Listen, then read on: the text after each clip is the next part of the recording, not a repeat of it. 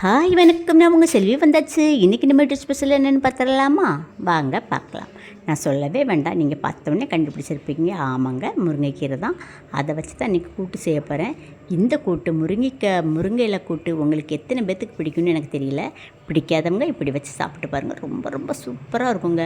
உடம்புக்கு அவ்வளோ ஆரோக்கியம், அவ்வளோ ஹெல்த்தி.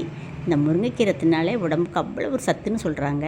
நம்மளுக்கு ரத்தம் இல்லையா, அதை நீங்கள் அவிச்சு குடிச்சு பாருங்கள், அட்டகாசமாக இருக்குன்னு சொல்கிறாங்க. உண்மையுமே தாங்க. அது நம்மளுக்கு முருங்கை இலையை நம்ம அவிச்சு குடித்தா அவ்வளோ ஒரு ஹெல்த்தியாக இருக்குது. நம்மளுக்கு நல்ல கண்ணு முன்னாடியே நல்லா தெரியுது. பாருங்களேன், ஒவ்வொருத்தருங்க முருங்கை இலை வைக்கும்போது அது கசப்பாக இருக்கும். ஆனால் நான் வைக்கிறது கசப்பாகவே இருக்காது. இந்த மெத்தடில் நீங்கள் வச்சா முருங்கைக்கீரை கொஞ்சம் கூட கசக்காது. நம்ம அதில் தண்ணியோடு நம்ம போட்டோம்னா அது அவிஞ்சிரும், வதங்காது.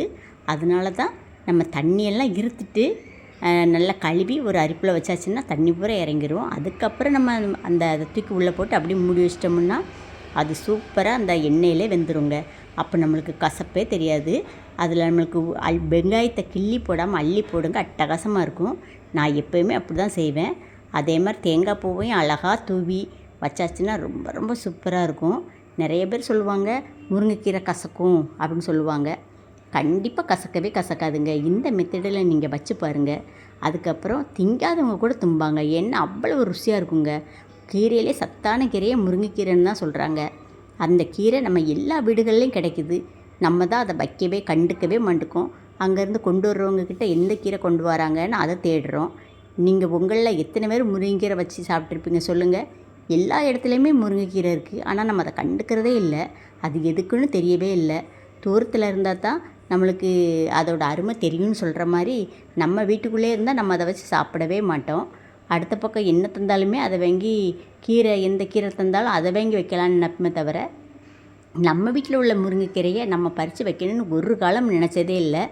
உங்ககிட்ட மட்டும் இல்லைங்க, நானே கண்டிப்பாக வைக்கவே மாட்டேன். அதனால என் பசங்கள்லாம் சொல்லுவாங்க, அம்மா முருங்கைக்கீரை வச்சா என்னம்மா அப்படிம்பாங்க.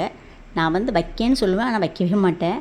அதை பறித்து அதை உறுத்துறதுக்கு அவ்வளோ ஒரு மாய்ச்சல். உறுத்த நம்மளுக்கு சங்கடமாக தான் இருக்கும். எல்லா கீரையுமே அப்படி தானே. ஒரு எந்த கீரைனாலுமே நம்ம கை பார்த்தா தான் அதுக்கு நம்மளுக்கு ஒரு ருசியே வரும். அதே மாதிரி தான் முருங்கைக்கீரையும்.